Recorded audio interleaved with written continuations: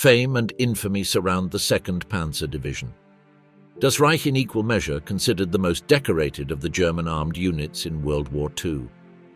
Along with the 1st Panzer Division Leibstandarte, the 12th Hitlerjugend and the Totenkopf, it was part of the elite force of highly trained and motivated soldiers within the Waffen-SS.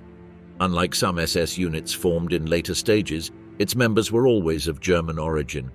In exceptional cases, the inclusion of soldiers from territories under German control, such as Czechoslovakia, was permitted, though this became more common in the final phases of the conflict. Although the Panzer SS were armored units, it is crucial to point out that a large portion of their personnel belonged to the motorized infantry. For much of its history, it was not an armored division, but rather a motorized infantry or Panzer Grenadier unit. Therefore, in what follows, more emphasis will be given to infantry soldiers than to armored vehicle crews. To understand the development of this division, it is essential to go back to its origins. In October of 1933, 9 months after Hitler took office as Chancellor, a group of 35 men from each of the Standarten of the Allgemeine SS was selected to form the 1st Battalion of a new SS regiment. These men were assigned to the Munich Regiment within the Bavarian State Police and, after a rigorous selection process, began their training as officers at the SS Academy in Bad Tölz. Along with a group of non-commissioned officers, these soldiers formed the core upon which the Waffen-SS and the Das Reich Division would be forged. The brutal elimination of the SA during the Night of the Long Knives left the SS without internal opposition, allowing its rapid expansion in the second half of the 1930s. The units within the Munich police grew until they transformed into the Politische Bereitschaft München, which by 1934 already had 3 infantry companies, 1 machine gun company, and another for infantry cannons. From this unit, the Deutschland Regiment would emerge, one of the main formations that would later give rise to the 2nd SS Panzer Division Das Reich. Under Himmler's orders at the end of 1934, the Politische Bereitschaften were reorganized into 3 Standarten within the Verfügungstruppe: Adolf Hitler, Deutschland, and Germania. This restructuring was aimed not only at improving administration, but also at preparing the SS to carry out Hitler's future plans. From the early days of the Third Reich, both Hitler and the Reichsführer SS Himmler expressed their desire to transform the SS into a paramilitary force of police soldiers, capable of assuming internal security functions instead of the traditional police. Hitler insisted that the organization had to project authority over the population and that this could only be legitimized through combat experience. Thus was born the SS Verfügungstruppe, SSVT, the precursor to the future Waffen-SS. One of the clearest signs of the military role that Hitler and Himmler envisioned for the SSVT was the introduction of grey service uniforms in 1935. Officially, its mission was to protect the Nazi revolution, but privately, Hitler admitted that the SSVT would integrate into the army in the event of war. By the time the conflict broke out, the formation had already received training for a role completely different from the one initially intended: Glaube, Gehorche, Kämpfe. This motto, taken from the Italian fascist slogan Credere, Obbedire, Combattere, became the SS creed. It reflected the spirit of the organization, attracting thousands of applicants eager to join the party's elite, motivated by radical rhetoric, the prestige of wearing the uniform, and the supposed openness to Germans of any social class. However, only a small fraction of applicants were accepted. Access to the SS Verfügungstruppe was not easy. Recruits had to pass a rigorous selection process that included detailed medical examinations and physical tests. Additionally, measurements of so-called racial traits were taken, such as skull shape, nose, eyes, and their spacing. Their family lineage was also thoroughly investigated. In 1931, Himmler, obsessed with racial purity, imposed a rule that each SS member had to prove Aryan ancestry dating back at least to 1750, with no Jewish, Slavic, or other so-called undesirable backgrounds. Even if they wished to marry, their future wives had to undergo strict medical and psychological evaluations conducted by SS doctors. Paradoxically, although the physical requirements to enter the SSVT were stricter than those of the regular army, intellectual standards were lower. This contrasted with other branches of the SS, which attracted a significant number of middle-class German professionals. Defeat of Klingenberg, the conquest of Belgrade by Das Reich. In April of 1941, the 2nd SS Panzer Division Das Reich was in the midst of the Balkans campaign, the Wehrmacht's blitzkrieg offensive against Yugoslavia and Greece. On the afternoon of April 12th, one of Das Reich's most famous actions began, the one that would turn Hauptsturmführer Klingenberg, commander of the motorcycle assault company, into a national hero. During the morning, Klingenberg and his unit approached Belgrade from Pančevo, advancing along the Danube. Determined to enter the city, he encountered an unexpected obstacle. The swollen river and the absence of usable bridges prevented a direct attack. Additionally, his company lacked the equipment to build an improvised crossing. Faced with the impossibility of crossing the Danube due to the destroyed bridges, Hauptsturmführer Fritz Klingenberg devised an unexpected solution. He found an abandoned boat on the northern bank of the river and without hesitation took it to cross with a small group consisting of 1 officer, 2 sergeants and 5 soldiers. Upon reaching the other shore, Klingenberg sent 2 men back to request reinforcements while advancing toward the center of Belgrade with the remaining 6. Along the way, his small group encountered about 20 Yugoslav soldiers. Without firing a single shot, they managed to make them surrender and took them as prisoners. Shortly after, a Yugoslav military convoy appeared on the road. After a brief skirmish, the Germans managed to capture the vehicles, allowing them to move quickly toward the Ministry of War. However, upon arrival, they discovered that the building had been abandoned.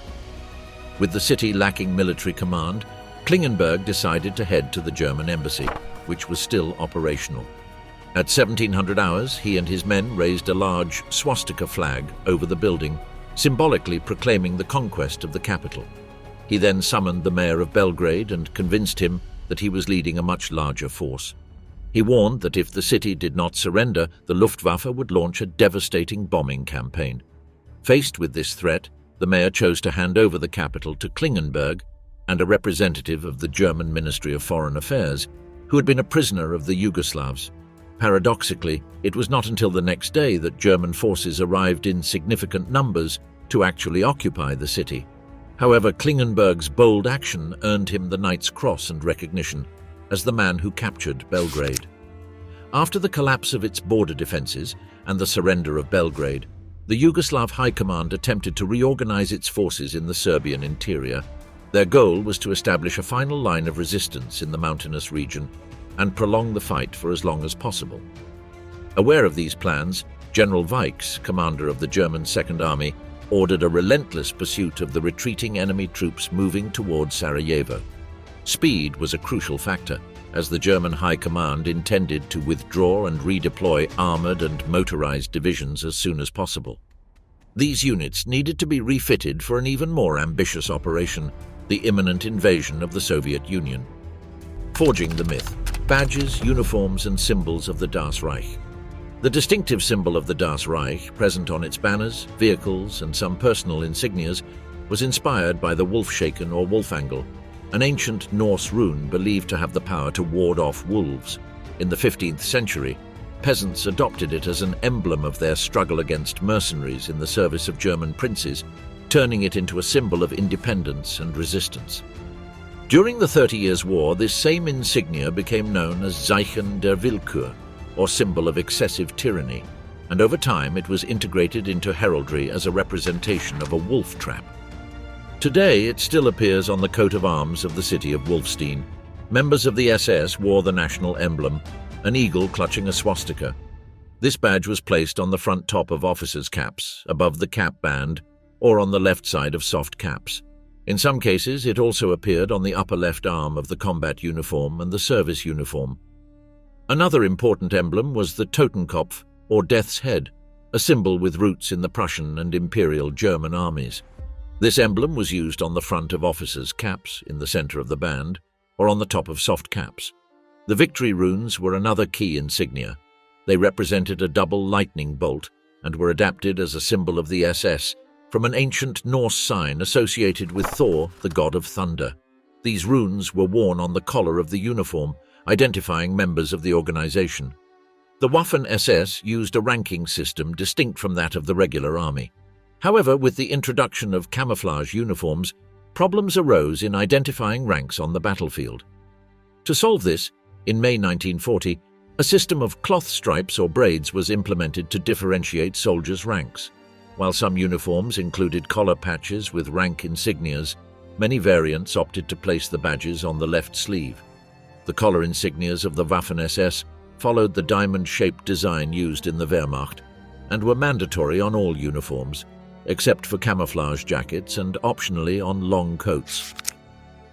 Before the war, these collar patches indicated the rank, unit, and branch of service of the wearer. However, with the introduction of numbers, letters, and insignias on the shoulder straps, along with titles on the sleeves, the SS insignia system was redesigned. This change caused some confusion, leading to the issuance of an order on May 10, 1940, prohibiting the use of numbering on collar patches for security reasons.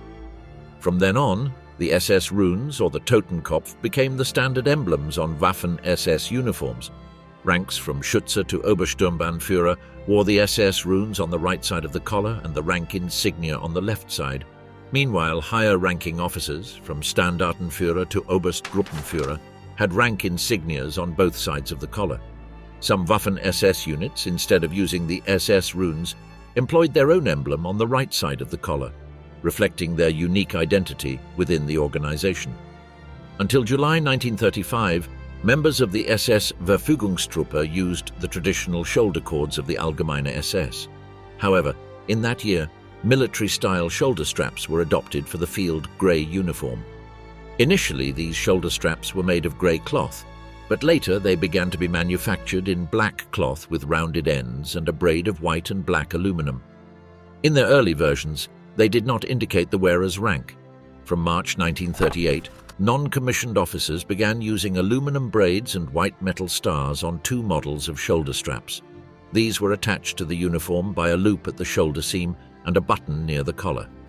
The first model was made of black wool, had a rounded end and featured a braided trim in black and aluminum. The second model, made of coarser cloth, had pointed ends and lacked trim. In December 1939, a new standard was established for Waffen-SS shoulder straps, a rounded design in black cloth with the branch colors used by the army. This model remained in use until the end of the war. Officers wore shoulder straps corresponding to their rank, with metal stars and distinctive monograms. Non-commissioned officers had a braid trim and added stars according to their hierarchy.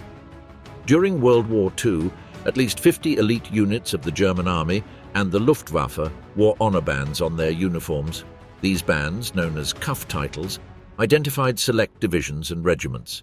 The design consisted of a woven black cloth strip, 28 mm wide and 490 mm long, which was placed on the left sleeve of the jacket or coat. Throughout the conflict, the style and typography of the Das Reich band underwent various modifications. Titles were awarded at both regimental and divisional levels, but their use was subject to strict criteria. Only those units that demonstrated exceptional performance could wear these distinctions. The Deutschland Regiment received its honorary title in 1935, followed by Germania in 1936 and Der Führer in 1938. The band with the inscription Das Reich was introduced in 1942, consolidating its identity within the Waffen-SS. All Das Reich vehicles bore their characteristic emblem, the Wolfshaken or Wolfangle, along with tactical designations in some cases. The divisional symbol, sometimes framed in a shield, was usually small and painted in yellow or white on the hulls of armored vehicles, typically near the driver's plate.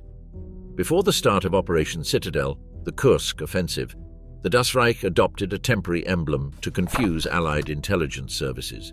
This symbol consisted of a horizontal bar with two vertical bars and appeared on their vehicles several months before and after the Kursk offensive. Armored vehicles of the Das Reich also carried tactical markings, although these were often omitted on lighter vehicles such as armored cars and half-tracks.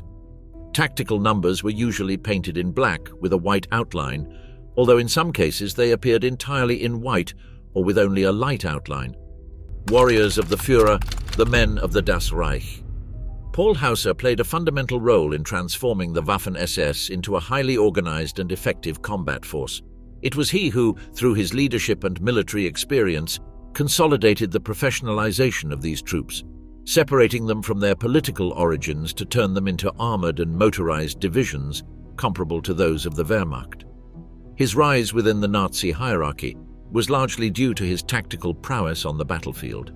However, his relationship with Hitler was ambivalent.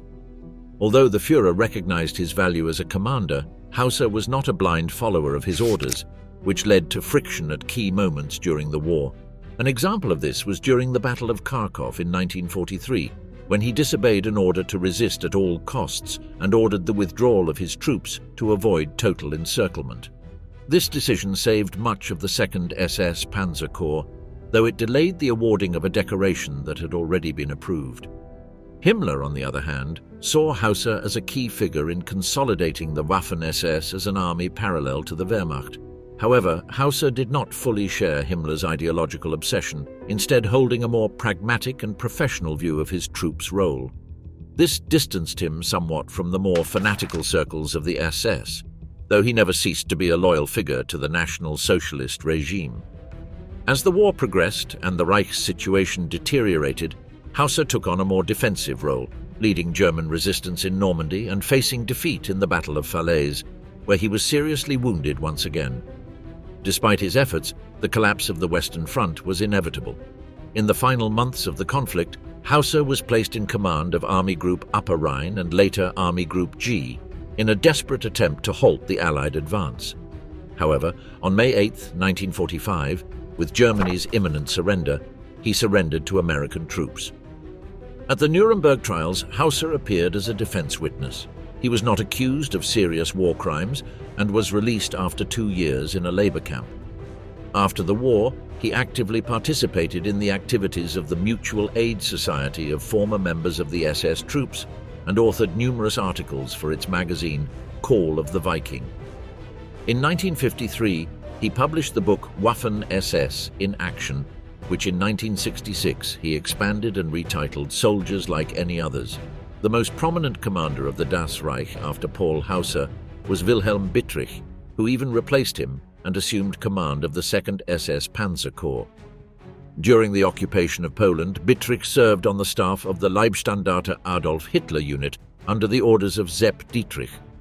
From February 1, 1940, he collaborated in regulating the uniforms of the Waffen-SS, and on September 1, he was promoted to SS Oberführer. On December 1, he took command of the Deutschland Regiment of the Leibstandarte. Later, on October 19, 1941, he attained the rank of SS Brigadeführer and assumed command of the 2nd SS Division Das Reich, replacing Paul Hausser, who had been wounded. Shortly after, he received the Knight's Cross of the Iron Cross. On May 1, 1942, he was tasked with creating the SS Cavalry Division Florian Geyer. Then, in February 1943, he took command of the SS Panzer Division Hohenstaufen, incorporated into the 2nd Panzer Corps. When the Normandy landings occurred, the 2nd SS Panzer Corps was moved to the Western Front. Later, he assumed leadership of the 2nd Corps after Hausser was appointed commander of the 7th Army. During the retreat from France, he received the Oak Leaves for his Knight's Cross. At the beginning of September 1944, he was sent to Holland with the 2nd SS Panzer Corps to restructure his forces and resupply. 38 kilometers west of Oosterbeek, at the headquarters of the 2nd SS Panzer Corps, located in a castle near Doetinchem, Bittrich reorganized his unit after the Normandy campaign. A former fervent National Socialist, Bittrich harshly criticized the order to send one of his exhausted divisions back to Germany. He expressed being tired of instructions from Berlin and the sycophants surrounding Hitler, devoted to all kinds of deceptions. Brave and experienced, he had spent most of his adult life in military uniform. During the Normandy campaign, his confidence in Hitler's leadership began to crumble.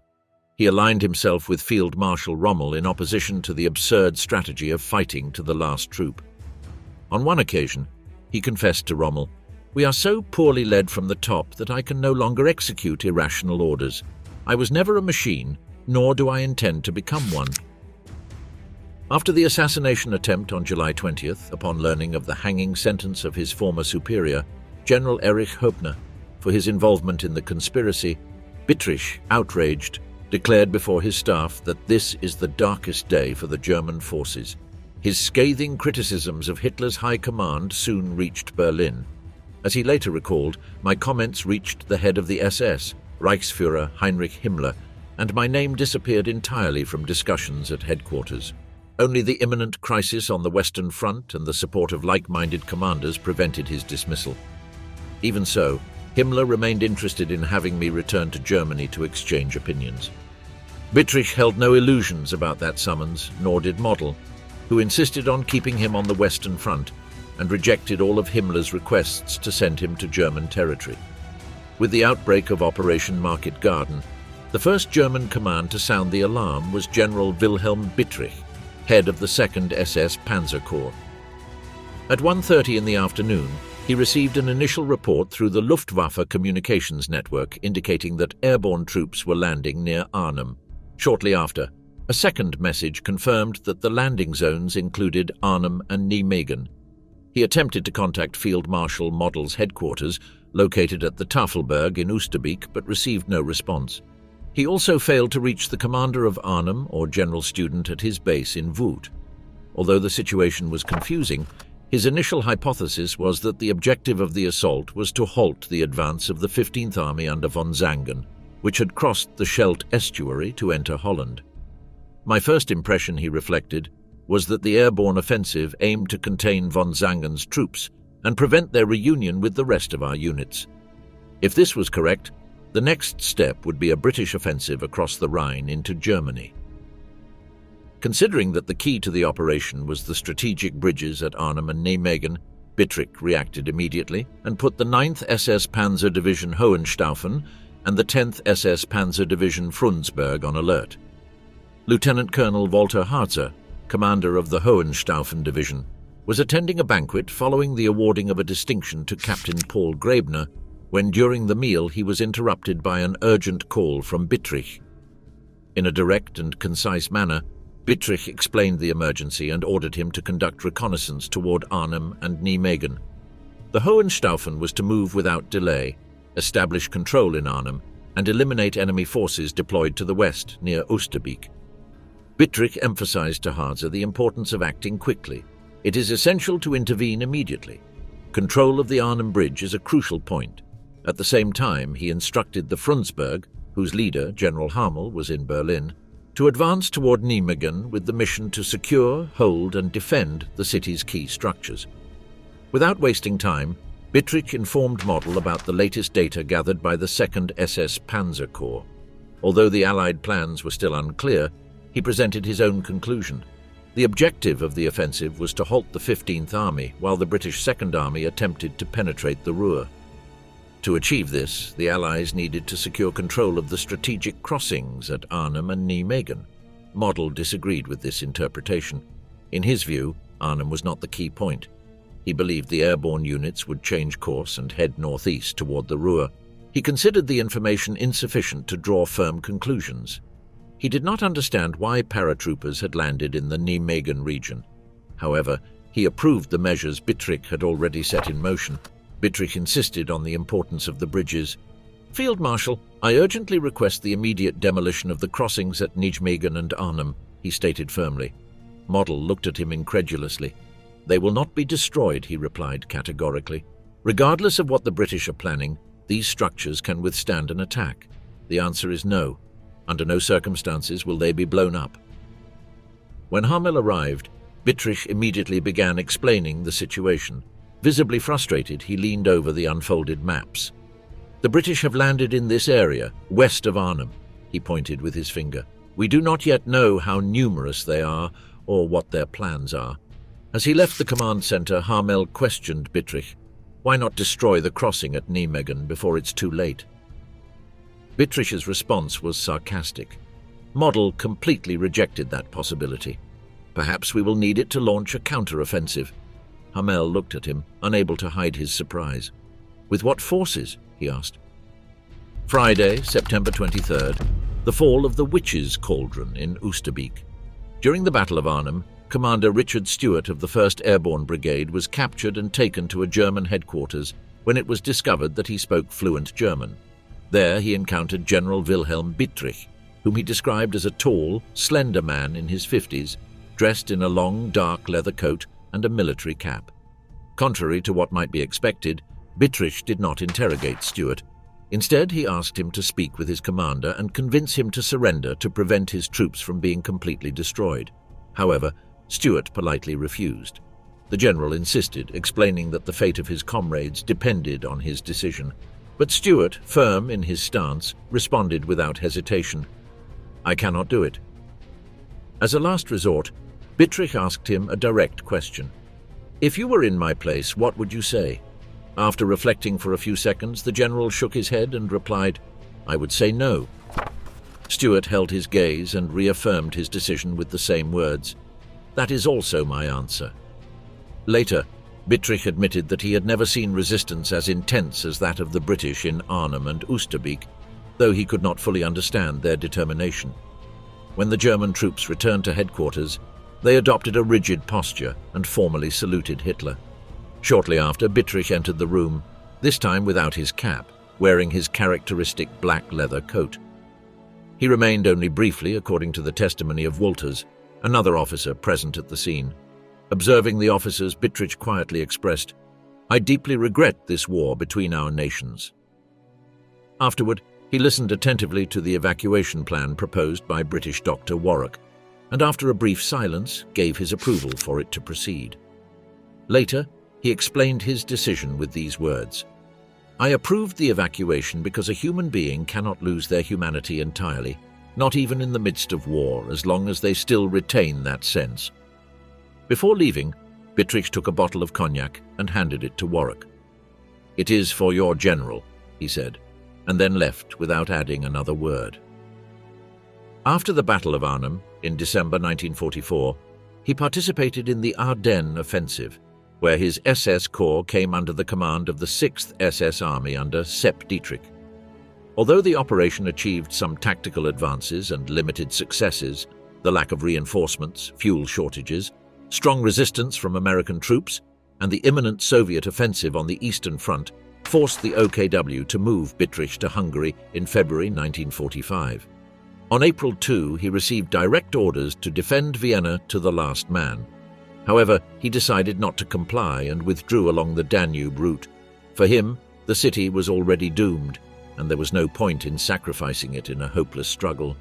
His retreat prevented both the destruction of Vienna and the total encirclement of his forces, which managed to move westward. On May 8, 1945, he surrendered to American troops commanded by General Patton. According to historian Heinz Hohner, on the night of July 15, 1944, he had a conversation with Field Marshal Erwin Rommel about the plot against Hitler. During the meeting, he assured him, "If the time comes, both I and my army corps will be under your command, Field Marshal. My officers share my stance." Despite these statements, his name never appeared directly linked to the July 20th conspiracy, so he was not considered part of the insurgent group. In his memoirs, he claimed that the loss of the 6th Army at Stalingrad convinced him that defeat was inevitable. During the conflict, he earned the nickname "the most biting man in Germany." Albert Speer, in his diary, mentioned that after Operation Market Garden, Bittrich launched a fierce criticism against the party, even more surprising coming from a high-ranking SS general. After the war, he remained imprisoned for nearly 3 years before being handed over to French authorities in 1953. He was tried for war crimes, accused of ordering the execution of 17 members of the resistance in Nimes, carried out by the Feldgendarmerie of the Hohenstaufen Division. During the trial, it was proven that Bittrich only learned of the incident after it had occurred, and that he took disciplinary action against those responsible. Despite this, he was sentenced to 5 years in prison as, according to military regulations, the commander of a unit had to answer for the actions of his subordinates. After his release, he remained connected until his death to the Waffen-SS Veterans Association, proud of his role in World War II.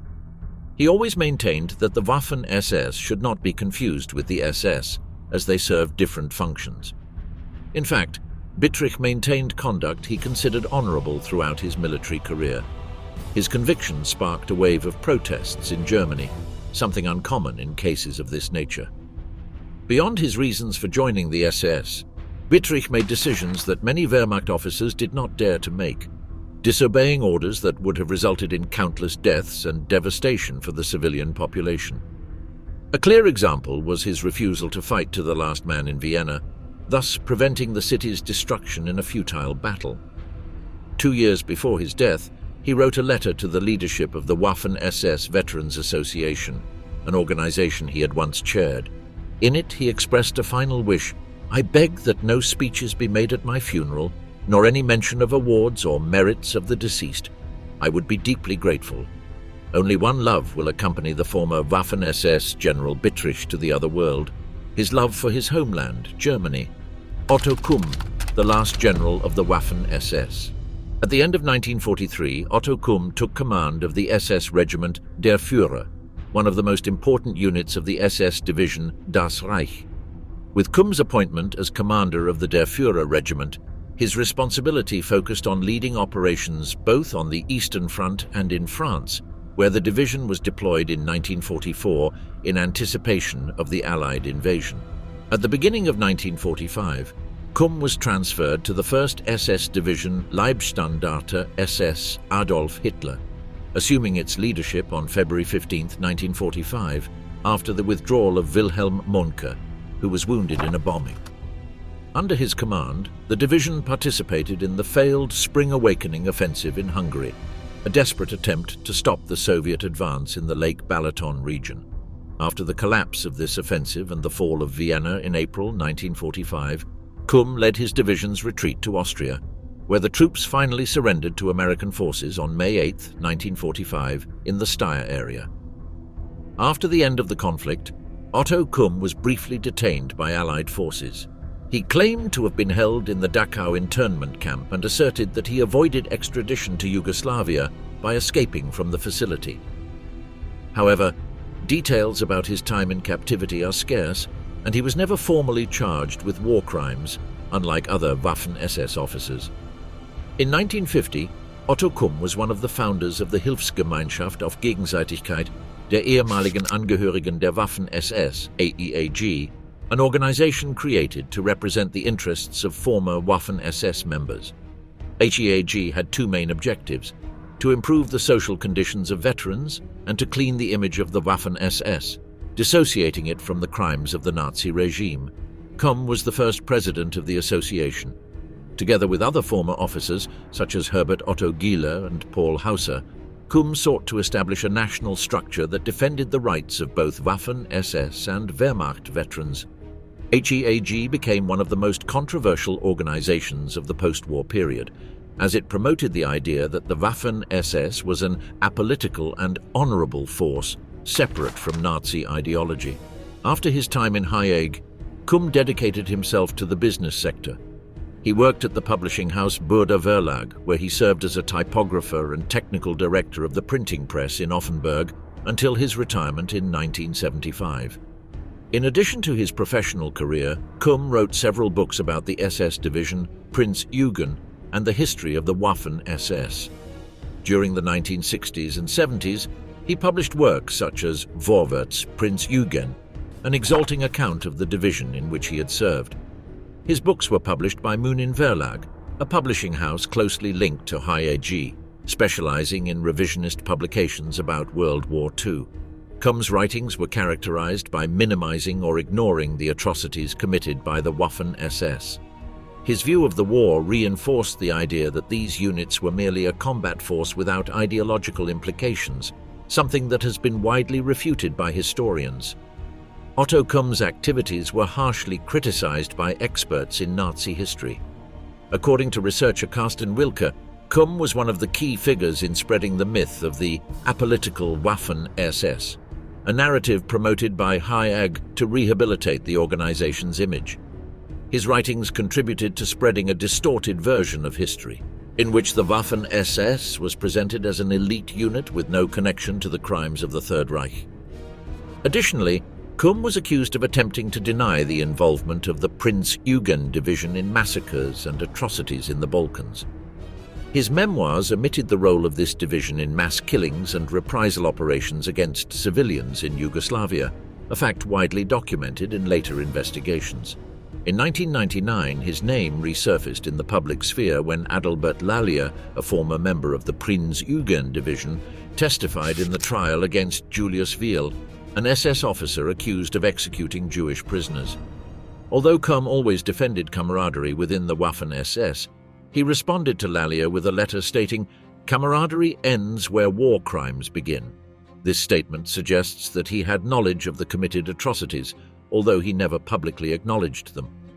Throughout his life, Otto Kumm maintained his glorification of the Waffen-SS, without expressing remorse for his role in one of the most criminal organizations of the Nazi regime. Otto Kumm passed away on March 23, 2004, in Offenburg, at the age of 93, being the last SS Brigade Führer and General of the Waffen-SS, decorated with the Knight's Cross with oak leaves and swords. His legacy remains controversial, marked by his role in the Waffen-SS, an organization declared criminal after the war, and his participation in the most brutal military campaigns of the conflict. Outstanding fighters of the Das Reich Division, the Nazi elite. Another Austrian of the Waffen-SS, Vinzenz Kaiser, like Sylvester Stadler, was born in the Styria region of Austria. Kaiser joined the Austrian SS in the year 1931 and in the year 1934, the SS Standard Deutschland. With Kaiser's unit frequently leading the way, the SS Reich Division demonstrated its effectiveness in the rapid offensives of Operation Barbarossa. By the winter of the year 1941, the troops had advanced in the central sector of the Eastern Front, reaching the outskirts of Moscow. Kaiser stood out as an outstanding frontline soldier with great tactical skill. Always present at critical moments of the campaigns, both with his troops and armored vehicles, his performance earned him the German Cross in Gold in the year 1942. Kaiser soon gained fame as an expert in maneuver warfare. The man who had once aspired to a business career with political inclinations became a highly talented officer and a brave fighter. His soldiers, who were absolutely loyal to him, called him Zenz. During the Third Battle of Kharkov in the year 1943, Kaiser made a risky decision by ordering an immediate counterattack with his battalion against an enemy offensive. His Panzer Grenadiers managed to push back the Soviet troops and facilitated the rapid recapture of Kharkov, demonstrating the audacity of his leadership. Repeatedly, his men managed to break enemy lines both in buildings and streets, using frontal assaults, flanking attacks, and raid operations. During these actions, it was noted that Kaiser personally destroyed 4 Soviet tanks, becoming the only Waffen-SS regimental commander to achieve such a feat at that time. For his merits in combat, he was promoted to SS Hauptsturmführer and awarded the Knight's Cross in April of the year 1943. Additionally, he earned the Close Combat Clasp in Gold after accumulating 50 days of hand-to-hand combat, an honor very few soldiers received. At 40 years old, he was one of the oldest recipients of that decoration. In June of the year 1944, the veteran of multiple battles and his unit were transferred to the Western Front, integrating into the 17th SS Panzer Grenadier Division Götz von Berlichingen, where they would continue fighting in the final years of the war. Kaiser participated in the battles of Normandy and the retreat across the Rhine. During the defensive operations on the outskirts of Nuremberg in April of the year 1945, the experienced SS Obersturmbannführer Vinzenz Kaiser, father of 3 children, decided to personally inspect the movements of US troops. Accompanied by his adjutant, SS Hauptsturmführer Franz Kukala, he set out on a reconnaissance mission. This action, unconventional for an acting division commander, was a testament to Kaiser's character, a Waffen-SS veteran accustomed to the front line. However, his decision had fatal consequences. Neither of them returned, and for a long time they were considered missing in action. Decades after the war ended, Kukala's grave was discovered. His remains showed signs of having been beaten and executed with a shot to the back of the head at close range, indicating that he had been captured and later murdered. It is presumed that Vinzenz Kaiser died between the night of April 19th and 20th of the year 1945, while in the custody of US forces. Weeks before his death, he had been recommended for the Oak Leaves as recognition for his bravery on the battlefield. From July 23rd of the year 1941, the SS Reich Division, under the command of the 46th Motorized Army Corps, became involved in intense defensive battles at the far eastern edge of the Eastern Front, near Yelnya. Soviet forces, with a large number of tanks and artillery support, fiercely attacked the German positions. The presence of 5 enemy divisions, supported by 2 armored regiments and 3 motorized regiments, was identified.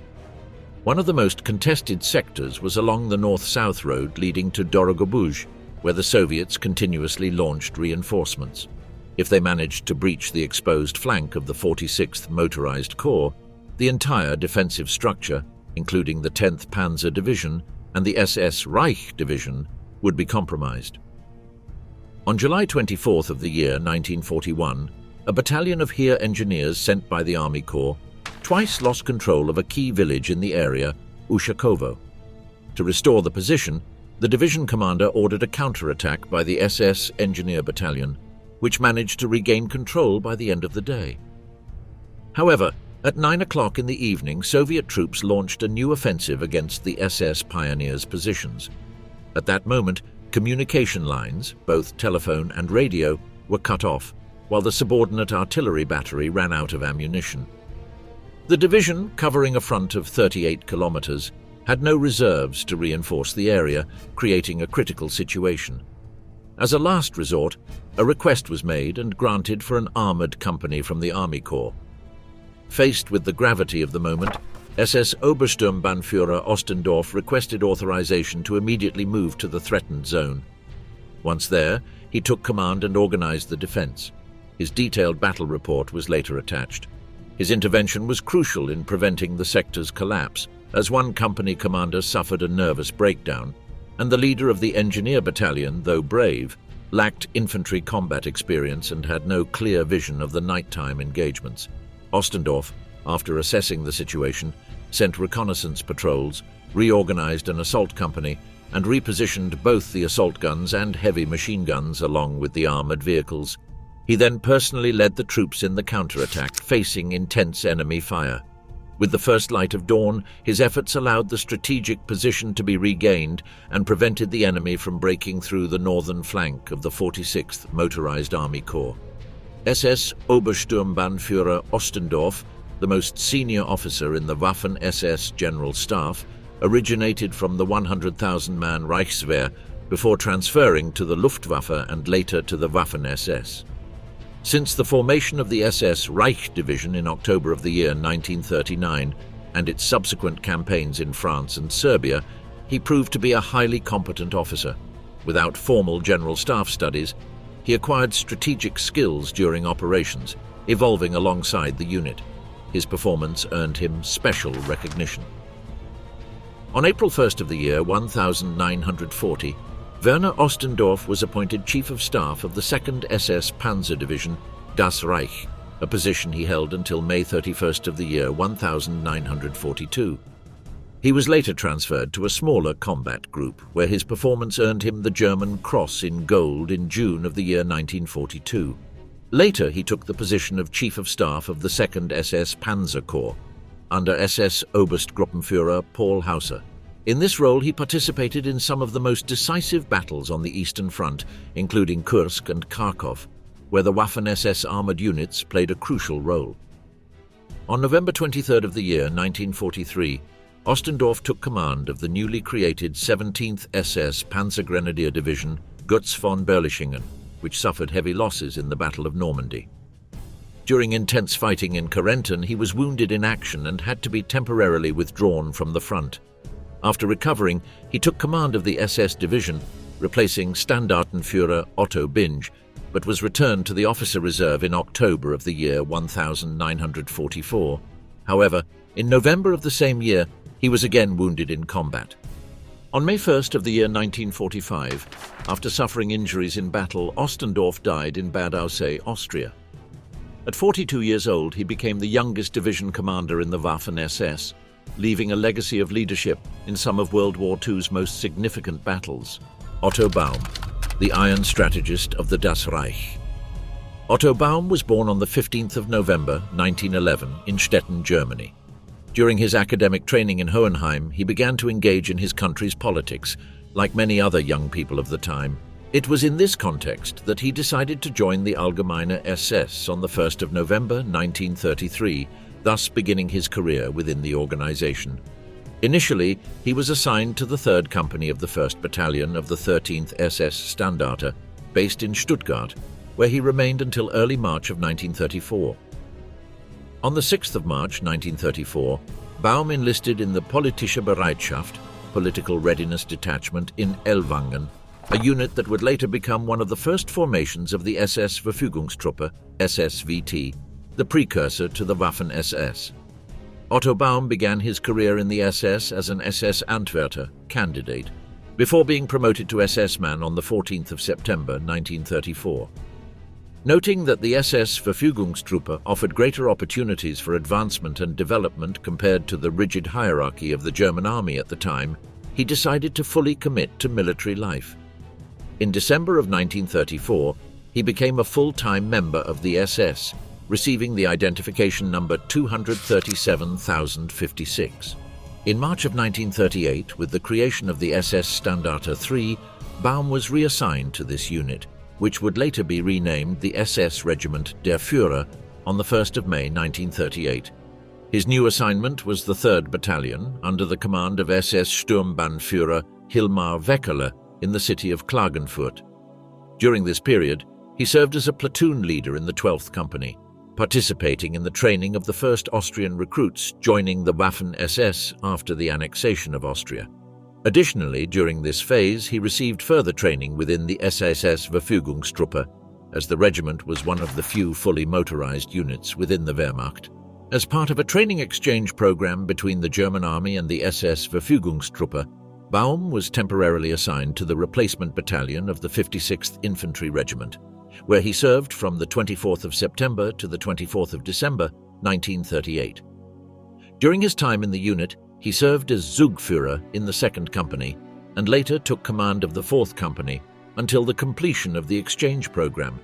The senior officers of the German army were impressed with his skills, highlighting in their evaluations his prudent and decisive leadership, as well as his firm and self-assured personality.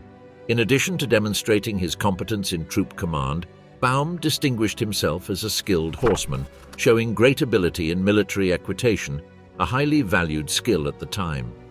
The recognition he received was so great that the German army formally requested Himmler for the possibility of offering him a position as an officer within its ranks.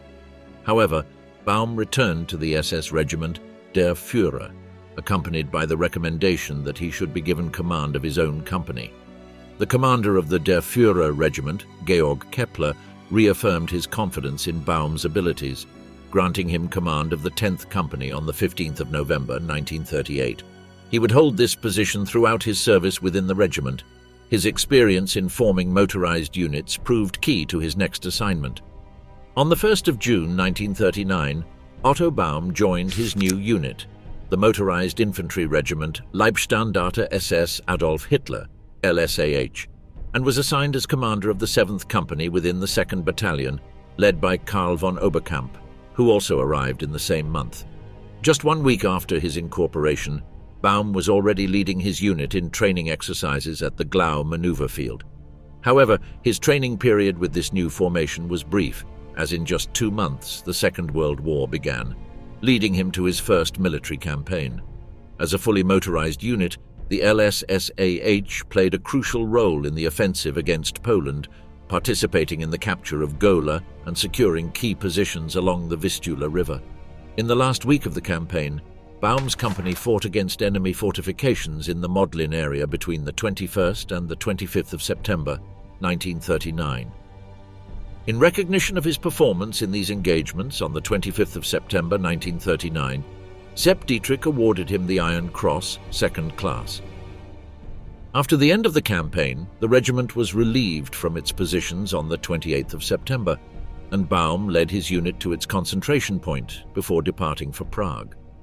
There, along with the rest of the regiment, he participated in securing the Protectorate of Bohemia and Moravia. On the 9th of November 1939, in recognition of his leadership, he was promoted to SS Hauptsturmführer. SS Sturmbannführer Baum managed to hold his sector in Salucha against constant assaults from the Red Army since the 23rd of February 1942. At dawn on the 7th of February 1942, exactly at 0 hour and 20 minutes, Soviet troops launched a massive attack against Baum's battalion, preceded by an intense bombardment with artillery and mortars. The offensive pinned the defending forces along the line connecting Shumilkino and Salucia, while also deploying an encircling maneuver with armoured support. The defending battalion, already worn out from previous battles, suffered the pressure of nocturnal attacks, allowing the Soviets to penetrate the northern zone of Shumilkino and the southeastern sector of Salucia. Faced with the critical situation, Baum acted on his own initiative, organizing an immediate counterattack with a small group of hastily gathered soldiers along with elements of an attached company. The offensive maneuver was successful, managing to expel the enemy troops that had taken both localities. At dawn, at 6 hours and 30 minutes, the front line had been fully restored. Any further Soviet attempts to advance were neutralized by defensive fire before reaching the trenches. At the end of the battle, more than 300 Soviet soldiers lay dead on the battlefield and around the position. The successful defense of this position by Baum's battalion was of vital importance. If the enemy had managed to break through the line, not only would our defenses to the north and east have been endangered, but it would have also allowed Soviet forces to take control of the Kobilkino-Shubino road, a strategically key objective for them.